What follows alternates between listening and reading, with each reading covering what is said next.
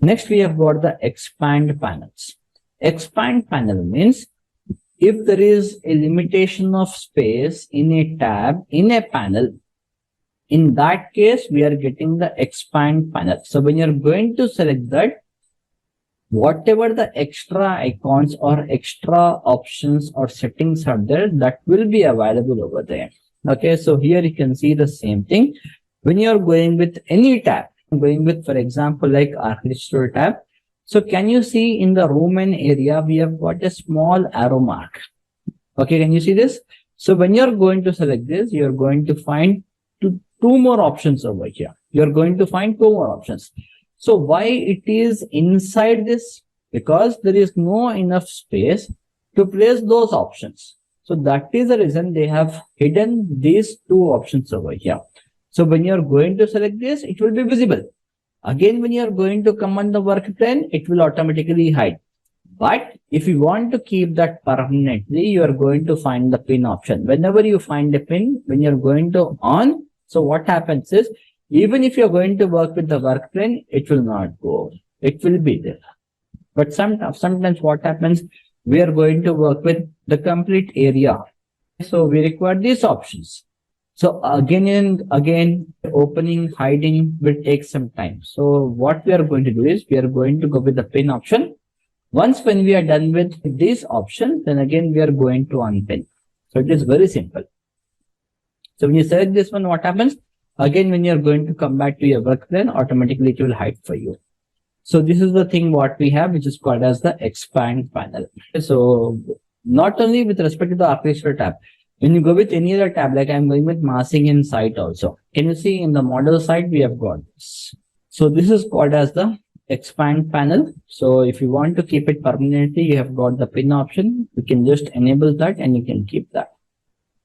Next, we got the dialog launcher. So there is a small difference between the expand panel as well as the dialog launcher. Okay, you can see again we have got an arrow, but this will be at the corner in a diagonal position. So this dialog launcher will allow you to open a dialog to define related settings. Like if you want any kind of settings related to that options, in that case, we are going with the dialog launcher. So you can see over here.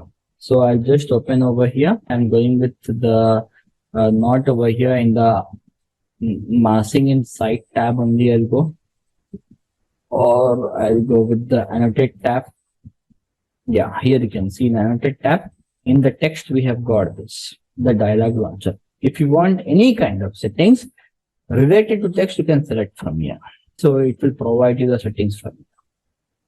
So these things are called as your dialog launcher, not only for the text, for anything. Like if I want to go with something like the view, for example. So in the view, here you can see in the graphics, we have got some settings. So if you want any kind of settings related with the graphics, you can select from here. So this concept is called as your dialog launcher. Because if all the icons, okay, are on the screen, if it is not in, what happens? It becomes very difficult to work on the work plane. Next, we have got the contextual tab, ribbon tabs. So what is meant by contextual? Like I am going with some specific option, okay, like a modify command. So once when you're done with the command, automatically this contextual ribbon tab will get hidden. So when you use certain tools or select elements, a contextual ribbon tab displays tools that relate to the context of that tool or element. The tab closes when you exit the tool or clear the selection. So these are the things what we have over here. Like here you can see in the same thing, I'm going with the modify tab. So in the modify tab, you can find here the contextual tab. Like for example, I'm working with a model, like I'm drawing a wall, for example. So I'm drawing a wall. Can you see when I'm going into the command or the option for the wall? So what is happening? The contextual tab will come. Once I'm quitting this, so what is happening? Again, automatically the contextual tab will go. Again, we are coming back into the same home tab. Home tab is nothing but the architectural tab. We can also call this architectural tab as the home tab also. Calling everyone, contextual tab is if you are going with any object. So some related settings which are related to that object will be visible. So once when you are done with that, once when you exit, automatically you will be back with respect to your home tab. Like I'm going to place the wall over here or a door over here. So when you are going to place a door or anything over here, automatically the contextual tab will come into picture. So once when you place this, once when you place this, what happens? It will exit from. Again, you'll be back into the same home tab. So this is called as your contextual tab. You can see, when you're going to work with any kind of option, this will come into picture. Once when you're done, it will exit from there. I hope everyone are following the concept. Next, you can see about the property palette. The name itself indicates. If you want a property for any object, we are going to go with the property palette. In the AutoCAD, we used to go with the Ctrl+1 as a shortcut key.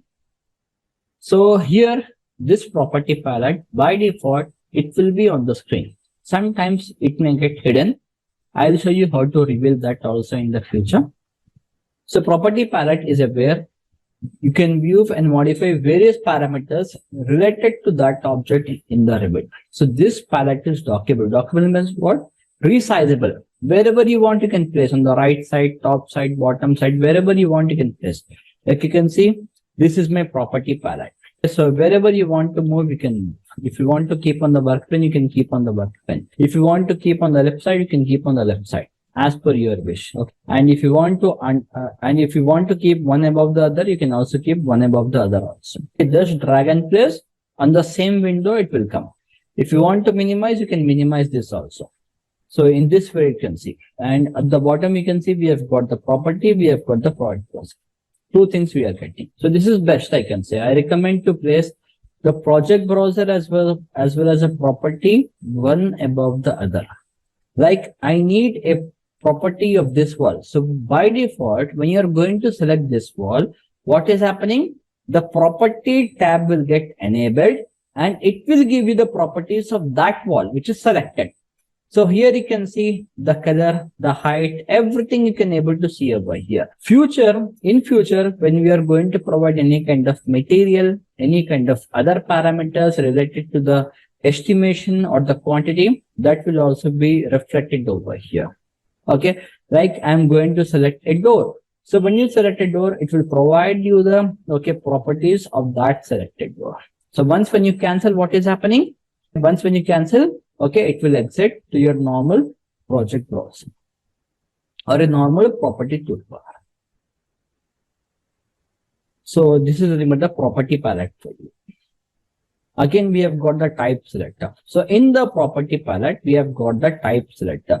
Type selector is what will define, like which type of object you are working with. So when a tool for placing element is active or elements of the same type are selected in the drawing area, the type selected displays at the top of the property palette. It identifies the currently selected family type and provides a drop-down from which you can select a different type, figure 15. For example, I worked with this type of wall, right? So this type of wall, by default, from the Revit, in the type selector, this small window, what you can see in the properties called as a type selector, is also available with all these different composition. Whichever you want, you can select. So this is called as a type selector. Following which type of wall you want to select. We have got different compositions in the wall now. Like we have got a normal wall, like we have got a curtain wall. So same like that, which type of wall you want. That is called as a type selector. For example, I'm going to select this door. So you can see in the door also we have got like this door, this family is available with these 3 or 4 types of dimensions. I hope it's very clear for everyone. So this is called as a type selector over here.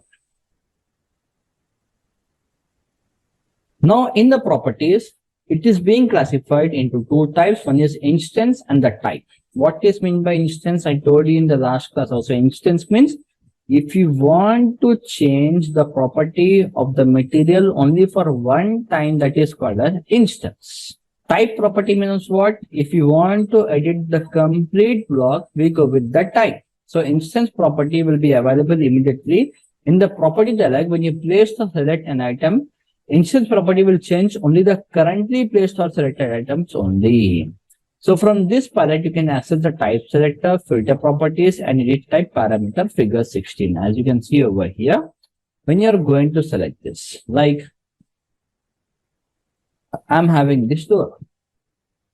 So if you want to change any property, any parameter related with respect to this door for one time, so we go with instance. These are the instance parameters what we have. Whatever you can see over here, like level, which level you have placed, sill height, whatever things you want. These are nothing but your instance property. Okay, which will affect only for this door. Like if you have used this door for 10 times, but out of 10 doors, if you want to modify only for one door, so in that case, we go with instance parameter. It will affect only one. Next, we have got the type property. Type property means if you want to modify the complete category of the door, like if you have used this door for 10 times, and if you want to modify all the 10 doors, we go with the type property. Okay, we go with the type property. So in the type property, when we are going to edit, it will alter every item of that type in the entire model. In that specific file, if you have used any object, something like for 10 times, so it will modify all the 10 objects in one single click. That is called as a type property. Okay, this is the window what you will get. So here I have selected the door, and can you see the edit type option from here, the property? So when you select this, you can see the type property option over here. So from here, you can able to modify anything, but it will affect the complete family of this particular project. So this is called as a type property. I hope it's very, very clear for everybody. Any doubts? Yeah, I have a doubt. Yes. You showed the previous example of the wall and you used the type selector. Yes. It had default type of walls in that. What Yes. happens if suppose the wall which you want is not available in the type of composition? If you want to make your own wall, we can able to make and place also. That comes with respect to family. Like for example, by default, we have got some different types of wall. Like I'm going with some basic wall. I'm going with some basic type of wall, which is by default given by the Autodesk. This is the wall. But if you want to modify this wall, we are going to find the properties. Like if you want to provide any kind of insulation material, if you want to provide any kind of composition, like different material effect, those things you can able to provide over here. That comes with the family. I will show you in the later how to duplicate that family, how to modify all those things. The things which are not available, which are not matching as per your project configuration, you can able to make a duplicate of that without disturbing the main family, and you can add all the parameters as per the requirement. There is nothing like not available in the Revit. Everything is available. Only thing is nothing but we have to find. Okay. I'll show you all those. Next, going with the project browser. So project browser will give you the information related to the project, like how many levels we are having, okay, how many elevation views we have created, how many number of sheets we have. So these kind of things, okay, are there in the project browser. The project browser will show a logical hierarchy of for all the views, schedule, sheet, families, group, and other parts of the current object. Not only with the architect point of view, even for the electrical, mechanical, plumbing, firefighting, we are going to follow the same thing. So project browser will give you the information, okay, related to the project. So these things you are going to find over here. So here you can see the project browser when you are going to select this. So this is the project browser. We are working with the project one as a file name. So we have got different floor plans, ceiling plan, 3D views. So as you are going to work, so this list will increase. This list will increase. The number of levels will increase. Everything will increase over here. So this is something but called as your project browser. It will give you the complete information related to the project. Next, talking about the view control. Okay, the name itself indicates if you want to control the view of your model, we are going with view control option. Like I am working with project. So if you are going to turn on all the graphical effects of your model, what happens is, okay, the size of the file will increase, due to which you cannot work very smoothly, very freely. So what we are going to do is we are going to work with a normal shaded model so that we can able to work very smoothly and okay freely. Along with this, as in the AutoCAD, we have got the option of layers, right? If you want to hide something, if you want to reveal something, so those kind of options are available in the view control, which is available in the last phase of your screen. Can you see?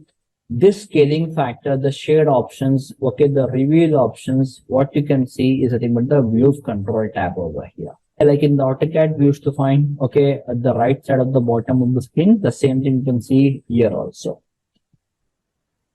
The rest example is nothing but the layer. Like in the layer, we are having the on, off, freeze, right?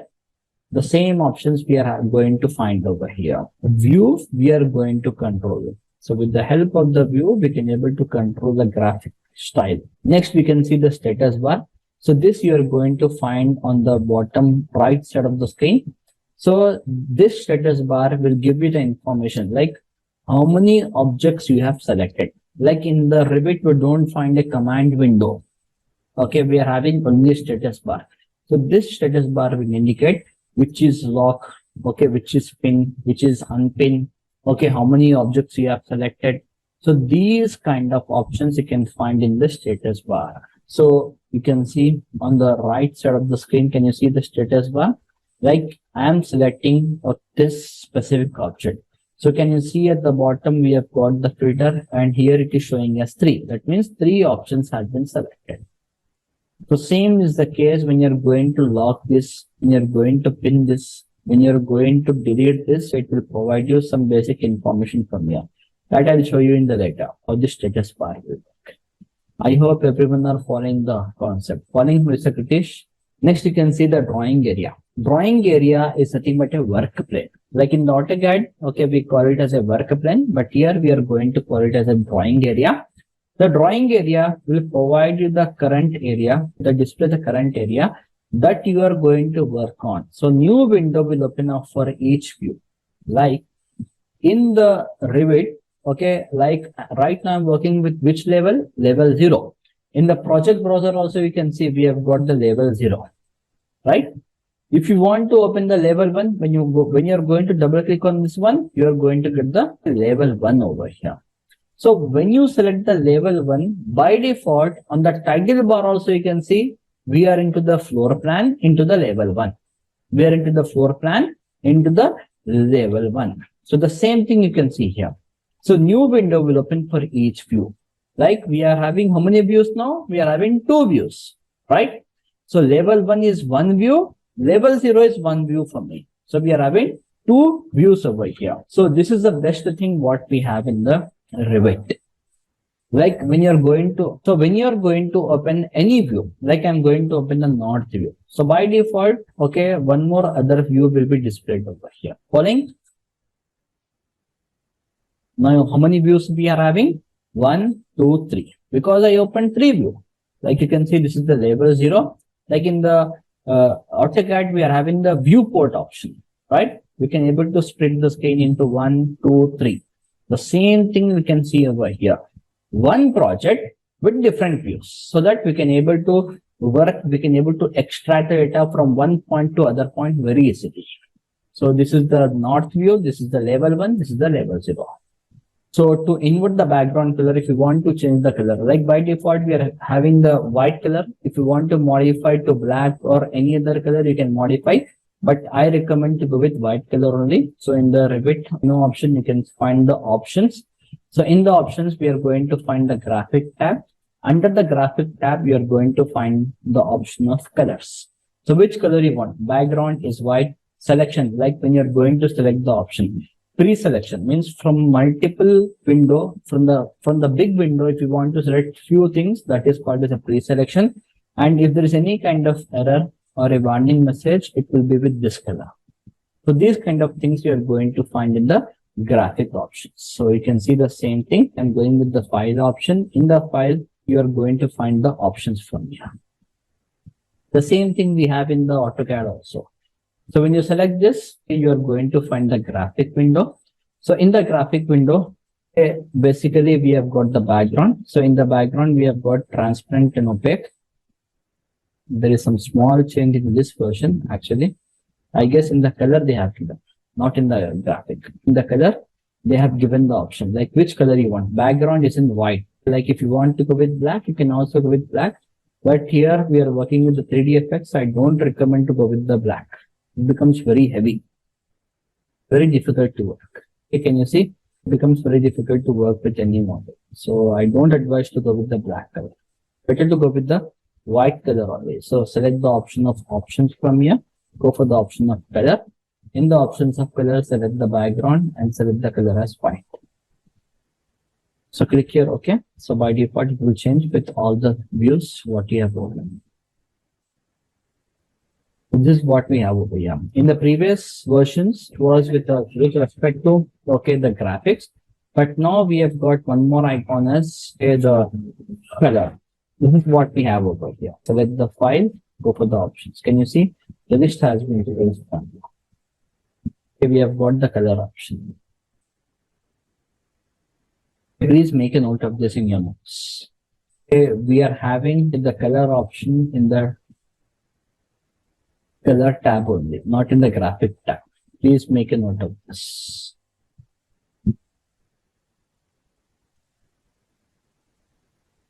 I request to please make the running notes also. Next, we are having the context menu. So context menu means if you are working with your work plane and if you are going to select any object and if you want to know the properties of that object, we are going to call it as a context menu.